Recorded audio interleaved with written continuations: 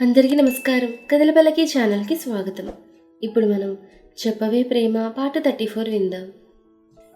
అను వెళ్ళగానే తనలో తనే సంతృప్తిగా నవ్వుకుంటూ రాత్రి చెయ్యి కూడా వేయొద్దంది. మళ్ళీ అదే చిన్నపిల్లలా పట్టుకుంది నన్ను. ఎప్పుడు ఎలా ఉంటుందో దానికే తెలియదని నవ్వుకుంటూ లేచిన వెంటనే ఓరగా చూసిన అనుభవాలు గుర్తు తెచ్చుకుంటున్నాడు చైతు. అంతలోనే అను కేక వినిపించడంతో ఊహించినదే కాబట్టి మెల్లగా మంచం దిగి హాల్ వైపు నడిచాడు. గుమ్మంలోనే శివను పట్టుకుని ఊపేస్తున్న అనుని, అలాగే అను జారిపోకుండా చిన్నగా కన్నీరవుతున్న శివను చూసి ఆనందంగా తన పెదవులు విచ్చుకున్నాయి. శివ వస్తున్నాడని కృష్ణకు ముందే తెలుసు. అందుకే తలుపు అనునే తీయమని పట్టుబట్టాడు.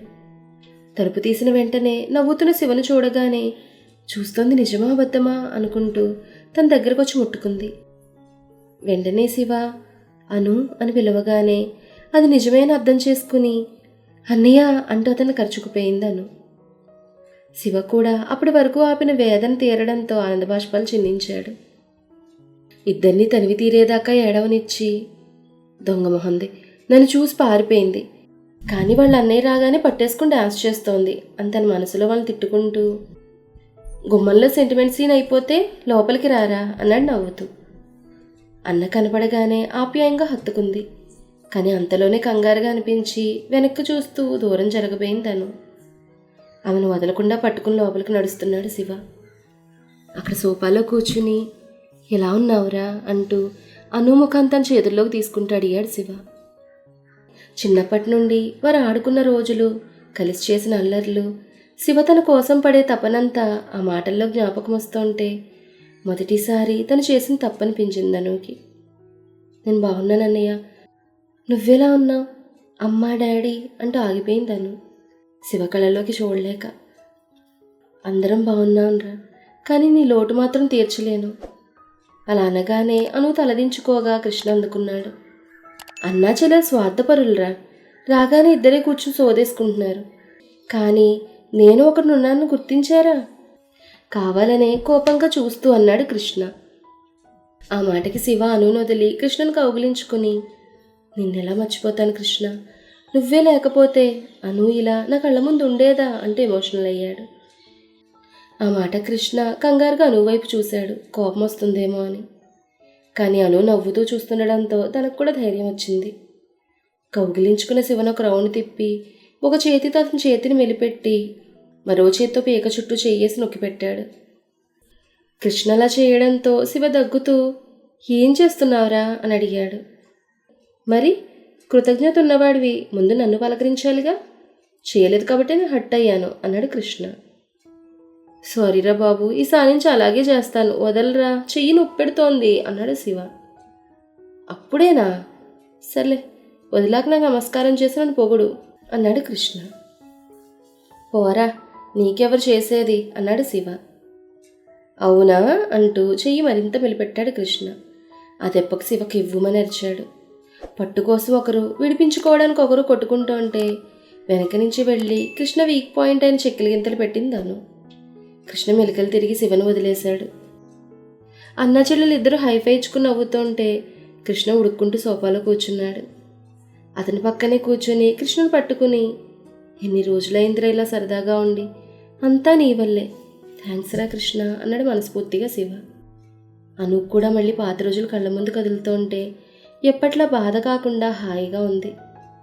శివ కృష్ణ ద్వారా అను గురించి మొత్తం తెలుసు కాబట్టి మళ్ళీ తనని అడిగి బాధ పెట్టాలనుకోలేదు. కాసేపు సరదాగా శివ జాబ్ విషయాలు, ఇంట్లో విషయాలు మాట్లాడుకుంటూ కూర్చున్నారు.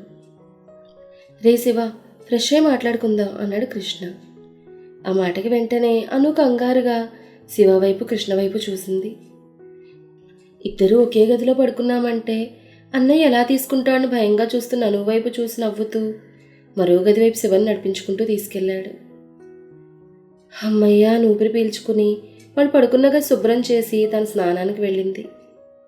ముందు రోజు తీసుకున్న చీర కట్టుకుని దేవుడికి చిన్నగా పూజ చేసుకుని వంటగదిలోకి వెళ్ళి శివకిష్టమైన పూరి ఆలు కర్రీ చేసింది.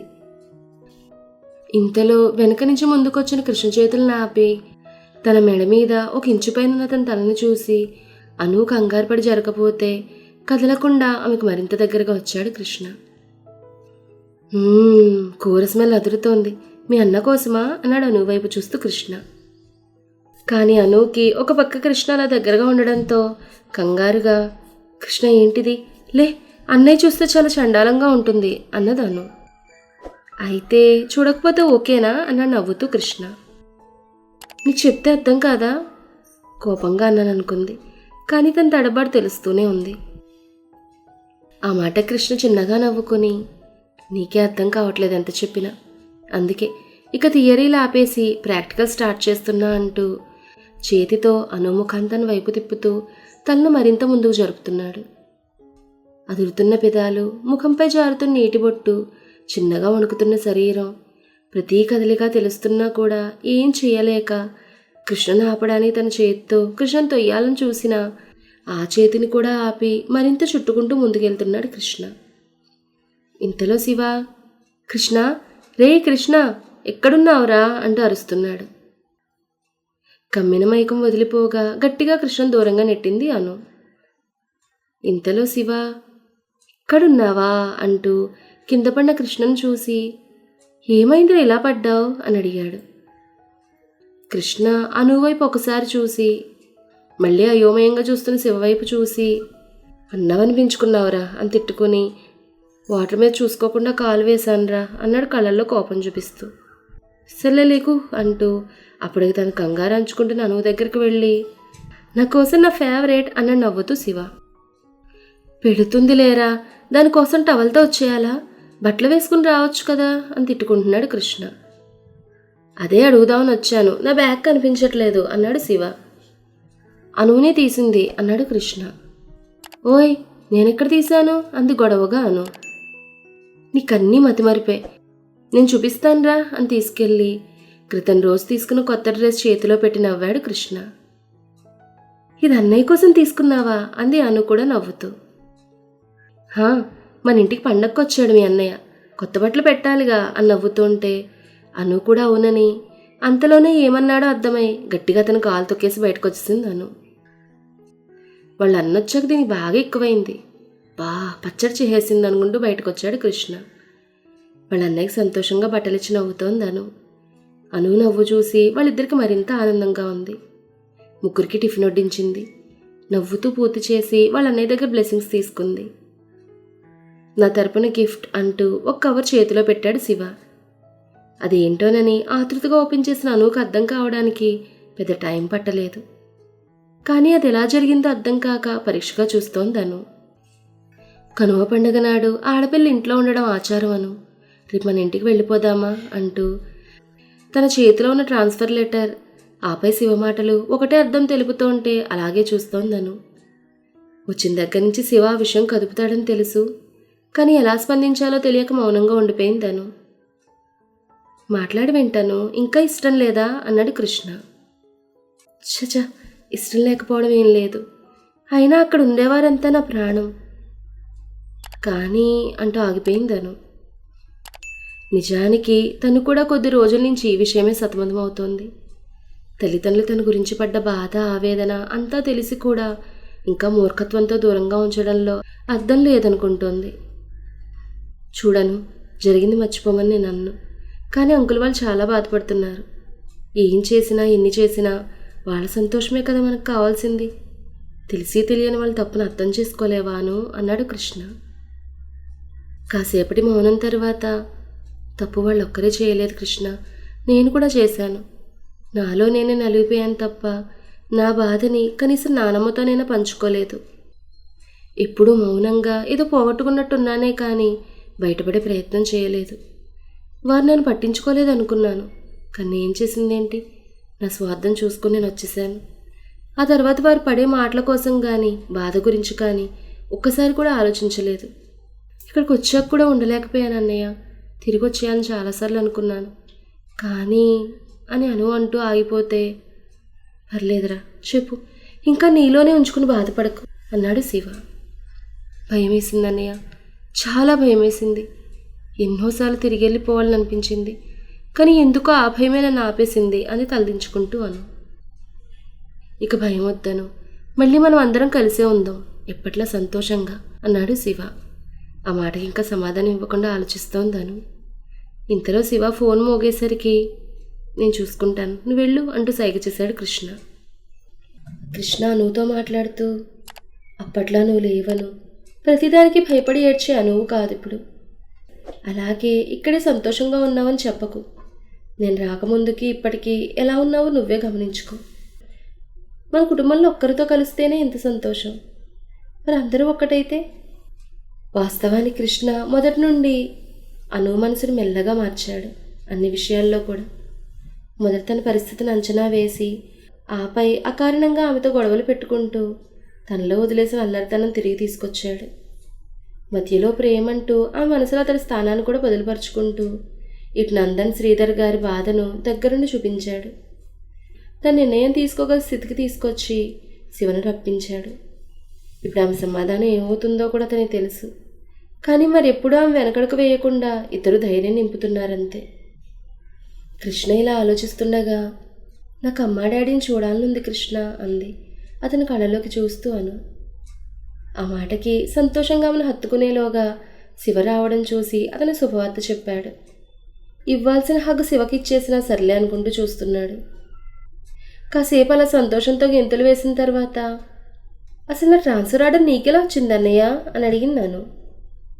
కృష్ణమాయ అన్నాడు నవ్వుతూ శివ. ఎలా అంది ఆశ్చర్యంగా అను. ఆ రోజు క్యాబిన్లో నీ ఆటోగ్రాఫ్ అడిగాను గుర్తుందా అంటూ పెదాల మీద తట్టుకుంటూ అడిగాడు సిచ్యువేషన్ అంతా గుర్తు చేయడానికి. అతను అడిగిన పద్ధతి గుర్తొచ్చి కోపంగా చూస్తూ, మరి బాస్కి తెలియదా? మొన్న నేను రిజైన్ చేస్తానన్నా ఏం అడగలేదు అని అడిగిందాను. పొద్దున్నుంచి బాగా అలుసు తీసుకుంటోంది అనుకుంటూ నేనే మేనేజ్ చేశాను, ఈ మూమెంట్లో తెలిస్తే బాగుంటుందని అన్నాడు కృష్ణ. ఎలా అయితే ఏంటి, ముగ్గురు ఇవాళే బయలుదేరి వెళ్ళిపోదాం అన్నాడు శివ. నువ్వు కూడా వచ్చేస్తున్నావా అందాను. నువ్వు వెళ్ళిపోతే నేను ఇక్కడ కూర్చుని భజన చేసుకోనా? తన ఒక్కదానికే వినపడేలా అన్నాడు కృష్ణ. కానీ ఆ మాట శివ విన్నాడేమో అని చూసి వినలేదని అర్థమై పక్కనే ఉన్న పిల్లో విసిరింది కృష్ణ మీదకి. అది పట్టుకుని శివ చూస్తుండడంతో, ఇద్దరికి ఒకేసారి ట్రాన్స్ఫర్ పెట్టాను, నాకు ఇవ్వడానికి ప్రాజెక్ట్ కంప్లీట్ చేయమన్నారు, అందుకే సిన్సియర్గా పూర్తి చేశానంటూ మళ్ళీ అను దగ్గరగా వెళ్ళి, అప్పుడప్పుడు నిన్ను కూడా నెగ్లెక్ట్ చేశాను ఏమనుకోకు అన్నాడు నవ్వుతూ. ఆ మాటకి అను బుసలు కొడుతూ ఆ వేడంతా చూపిస్తూ కొడుతుంటే, రే నీ చెల్లిని చూపించాను, మరి నా చెల్లిని ఎప్పుడు చూపిస్తావు అన్నాడు అనుని డైవర్ట్ చేయడానికి కృష్ణ. ఆ మాటకి అను కొట్టేదల్లా ఆపేసి, చెల్లేంటి అని అడిగింది అర్థం కాక. మీ అన్నయ్య గారు త్వరలో పెళ్ళికొడుకు కాబోతున్నాడా హో అంటూ అరిచాడు కృష్ణ. నిజమా అంటూ అను 1000 బల్బుల కాంతో చూస్తూ ఉంటే అవునంత తలూపాడు శివ నవ్వుతూ. మొత్తానికి అను వాళ్ళ ఇంటికి వెళ్ళడానికి ఒప్పుకుంది. మరి తర్వాత ఏం జరుగుతుంది అనేది నెక్స్ట్ ఎపిసోడ్లో తెలుసుకుందాం.